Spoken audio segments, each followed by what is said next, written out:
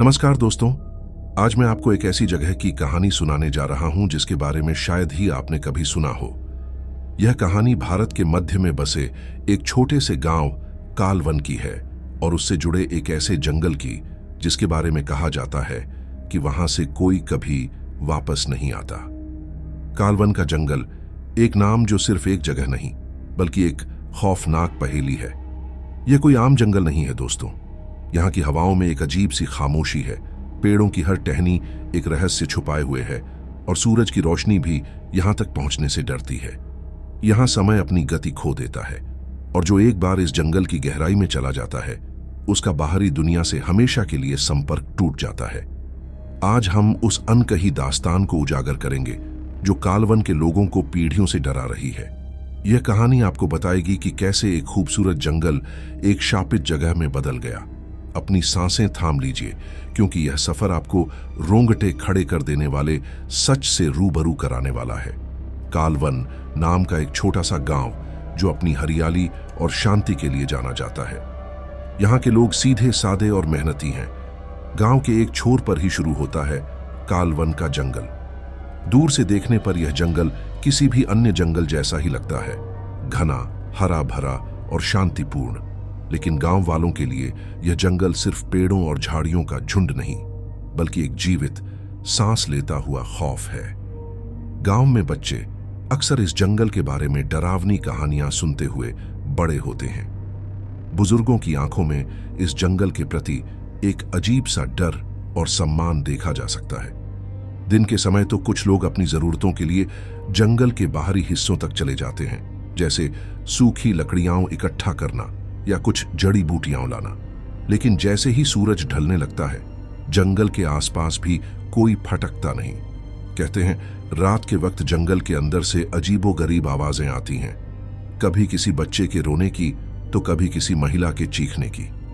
इन आवाजों ने गांव वालों को सालों से परेशान किया है, लेकिन कोई भी इन आवाजों के स्रोत तक जाने की हिम्मत नहीं कर पाया। सबसे अजीब बात यह है कि इस जंगल के अंदर से जो भी गया वह कभी वापस नहीं लौटा। पिछले कई दशकों में कई लोग लापता हो चुके हैं और हर बार उनका आखिरी पड़ाव यही कालवन का जंगल था। पुलिस ने भी कई बार जांच की, लेकिन उन्हें भी खाली हाथ लौटना पड़ा।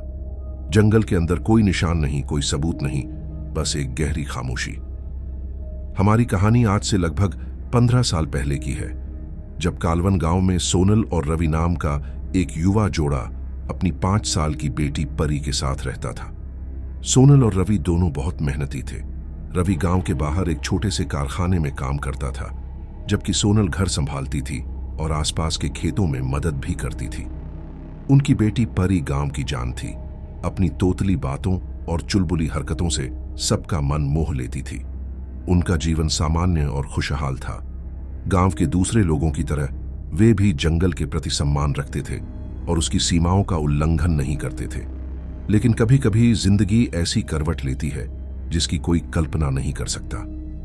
एक दिन सोनल की मां, जो गांव से दूर एक शहर में रहती थी, बहुत बीमार पड़ गई। सोनल को तुरंत अपनी मां से मिलने जाना था, लेकिन शहर जाने का रास्ता जंगल के किनारे से होकर गुजरता था, जो थोड़ा लंबा था। रवि को उसी दिन काम पर जाना था और वह सोनल को अकेले नहीं छोड़ना चाहता था। सोनल ने फैसला किया कि वह परी को लेकर अकेले ही शहर जाएगी। हालांकि गांव के बुजुर्गों ने उन्हें जंगल के पास से जाने से मना किया, खासकर शाम ढलने से पहले वापस आने की हिदायत दी। सोनल ने उनकी बात सुनी और अपनी मां से मिलने निकल पड़ी, यह सोचकर कि वह जल्दी ही वापस आ जाएगी। लेकिन उसे नहीं पता था कि यह उसका और उसके परिवार का आखिरी सामान्य दिन होने वाला था। सोनल अपनी मां से मिलकर शाम तक वापस लौट रही थी।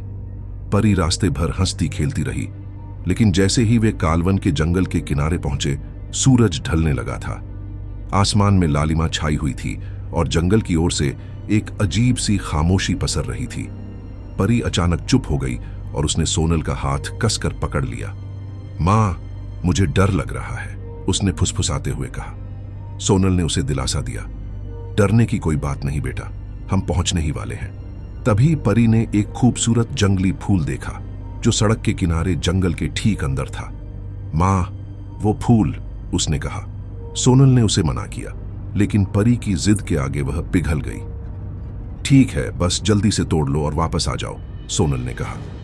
परी फूल तोड़ने के लिए जंगल के अंदर थोड़ी दूर चली गई। सोनल वहीं सड़क पर खड़ी उसका इंतजार कर रही थी। कुछ ही पल बीते होंगे जब सोनल को एक अजीब सी आवाज सुनाई दी, जैसे किसी बच्चे के हंसने की आवाज, लेकिन साथ में एक फुसफुसाहट भी। वह आवाज परी की नहीं थी। सोनल को अजीब सी बेचैनी महसूस हुई। परी, परी! उसने जोर से पुकारा, लेकिन कोई जवाब नहीं आया। सोनल घबराकर जंगल के अंदर भागी। उसने परी को हर जगह ढूंढा, हर पेड़ के पीछे देखा, हर झाड़ी में झांका, लेकिन परी कहीं नहीं थी। सोनल रोने लगी, चीखने लगी। उसे समझ नहीं आ रहा था कि उसकी परी कहां गायब हो गई। उसने घंटों जंगल में ढूंढा, लेकिन अंधेरा घिर चुका था और कुछ भी दिखाई नहीं दे रहा था। थक हार कर और अपनी बेटी को खोकर सोनल रात के अंधेरे में गांव की ओर भागी। गांव वाले उसकी हालत देखकर समझ गए कि कुछ बुरा हुआ है। रवि को खबर मिली तो वह तुरंत वहां पहुंचा। रात भर गांव वालों ने सोनल के साथ मिलकर जंगल में परी को ढूंढा, लेकिन परी का कोई निशान नहीं मिला। परी कालवन के जंगल में हमेशा के लिए गायब हो गई थी। परी के गायब होने के बाद सोनल और रवि का जीवन पूरी तरह से बिखर गया। सोनल सदमे में थी। वह हर वक्त परी को याद करती और रोती रहती। रवि भी टूट चुका था। उन्होंने पुलिस से मदद मांगी, प्रशासन से गुहार लगाई, लेकिन कोई फायदा नहीं हुआ। जंगल के अंदर पुलिस को भी कोई सबूत नहीं मिला। ऐसा लगा जैसे परी वहां थी ही नहीं। इस घटना ने पूरे कालवन गांव को हिलाकर रख दिया। गांव के बुजुर्गों ने बताया कि यह जंगल सदियों से शापित है। उन्होंने बताया कि इस जंगल में एक प्राचीन आत्मा का वास है जो भटकते हुए बच्चों और लोगों को अपनी ओर खींच लेती है। इस जंगल के अंदर समय रुक जाता है। जो एक बार अंदर चला जाता है वह बाहरी दुनिया के समय से कट जाता है। एक पुरानी किंवदंती के अनुसार सदियों पहले इस जंगल में एक साधु रहता था जिसके पास अद्भुत शक्तियां थीं। गांव वाले उसकी इज्जत करते थे, लेकिन एक बार गांव में अकाल पड़ा और बच्चों की मौत होने लगी। साधु ने अपनी शक्तियों का उपयोग करके बच्चों को बचाने की कोशिश की, लेकिन सफल नहीं हो पाया। दुख और क्रोध में उसने जंगल को शाप दे दिया कि वह किसी को भी इसके अंदर से सकुशल नहीं निकलने देगा। वह खुद भी जंगल में समा गया और उसकी आत्मा उस जंगल की रखवाली करने लगी, लेकिन एक नकारात्मक रूप में। इस घटना के बाद गांव में कोई भी बच्चा 5 साल की उम्र के बाद जंगल के पास नहीं जाता। लोग कहते हैं कि बच्चों को ही सबसे ज्यादा खतरा होता है, क्योंकि उनकी मासूमियत आत्माओं को अपनी ओर खींचती है। परी के गायब होने से इस मान्यता को और बल मिला। सोनल और रवि ने जंगल के बाहरी हिस्से में परी की एक छोटी सी यादगाह बनाई, जहां वे हर रोज उसकी याद में एक दिया जलाते थे। सोनल अपनी बेटी को खोने के गम में लगभग पागल हो गई थी, लेकिन रवि के मन में एक अलग ही आग जल रही थी, बदला लेने की आग। वह अपनी बेटी के लिए न्याय चाहता था। उसने फैसला किया कि वह खुद जंगल के रहस्य को सुलझाएगा और परी को वापस लाएगा, चाहे कुछ भी हो जाए। सोनल ने उसे रोकने की बहुत कोशिश की। गांव वालों ने भी उसे समझाया, जंगल से पंगा मत लो रवि, तुम भी खो जाओगे। लेकिन रवि पर कोई फर्क नहीं पड़ा। एक रात रवि ने जंगल में प्रवेश करने का फैसला किया। उसने अपनी कुल्हाड़ी ली, कुछ मशालें और खाने पीने का सामान साथ रखा। सोनल उसे रोकने के लिए बहुत रोई। मुझे अकेली मत छोड़ो रवि, परी तो चली गई, कम से कम तुम तो मेरे पास रहो। लेकिन रवि का फैसला अटल था। उसने सोनल को गले लगाया और कहा, मैं परी को वापस लाऊंगा या फिर उसके साथ ही रहूंगा। और यह कहकर वह अंधेरे जंगल में चला गया। सोनल रात भर जागती रही, रवि के लौटने का इंतजार करती रही। उसने जंगल की ओर देखा। हर पल उसे लगा कि रवि वापस आ रहा है, लेकिन सुबह हो गई और रवि नहीं लौटा। उसने गांव वालों को बताया और वे सब जानते थे कि क्या हुआ है। रवि भी जंगल में खो गया था। कालवन के जंगल ने एक और आत्मा को अपनी गिरफ्त में ले लिया था। सोनल अब पूरी तरह अकेली थी और उसका जीवन एक जीते जागते नरक में बदल गया था। रवि के भी लापता हो जाने के बाद सोनल लगभग टूट चुकी थी। वह गांव में अकेली रहती थी। हर रात उसे परी और रवि की आवाजें सुनाई देती थीं। गांव वाले उससे सहानुभूति रखते थे, लेकिन कोई उसकी मदद नहीं कर पा रहा था। सोनल को लगने लगा कि उसकी बेटी और पति अभी भी जंगल में जीवित हैं, बस किसी तरह फंसे हुए हैं। एक रात सोनल को एक अजीब सपना आया। सपने में परी उसे जंगल के अंदर एक खास जगह पर बुला रही थी।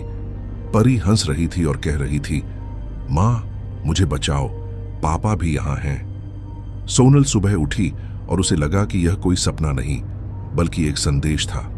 उसने फैसला किया कि वह खुद जंगल के अंदर जाएगी, भले ही उसे अपनी जान क्यों न गंवानी पड़े। सोनल ने गांव वालों को बताए बिना एक दिन सुबह सुबह जंगल की ओर चलना शुरू कर दिया। वह उसी रास्ते से गई जहां से परी गायब हुई थी। जैसे ही वह जंगल में अंदर गई, उसे एक अजीब सी शांति महसूस हुई और हवा में एक अजीब सी सुगंध थी। उसे लगा जैसे परी और रवि उसे बुला रहे हैं। वह आगे बढ़ती गई और धीरे धीरे जंगल और घना होता गया। उसे लगा जैसे समय रुक गया है। पेड़ों की शाखाएं अजीब तरह से मुड़ी हुई थीं और रोशनी बहुत कम थी। सोनल को पता नहीं कि वह कितने दिन या कितनी रातें उस जंगल में भटकी। उसे लगा जैसे वह एक ही जगह पर घूम रही है। उसे परी की हंसने और रोने की आवाजें सुनाई दी, रवि की पुकार सुनाई दी। उसने उन्हें ढूंढा, लेकिन वे कभी सामने नहीं आए। अंत में थक हार कर और भूख प्यास से बेहाल होकर सोनल एक पेड़ के नीचे गिर गई। जब गांव वालों ने उसे ढूंढा तो वह जंगल के बाहरी किनारे पर बेहोश पड़ी थी। वह लगभग मर चुकी थी। उसे अस्पताल ले जाया गया, जहां कई दिनों बाद उसे होश आया। लेकिन सोनल ने उसके बाद कभी एक शब्द नहीं बोला। उसकी आंखों में सूनापन था, जैसे उसने जंगल के अंदर कुछ ऐसा देख लिया हो जो इंसानी दिमाग बर्दाश्त नहीं कर सकता। सोनल आज भी जीवित है, लेकिन वह अब पहले जैसी नहीं रही। वह किसी से बात नहीं करती, सिर्फ खाली आंखों से जंगल की ओर देखती रहती है। कालवन का जंगल आज भी एक अनसुलझा रहस्य बना हुआ है। परी और रवि का कोई निशान नहीं मिला।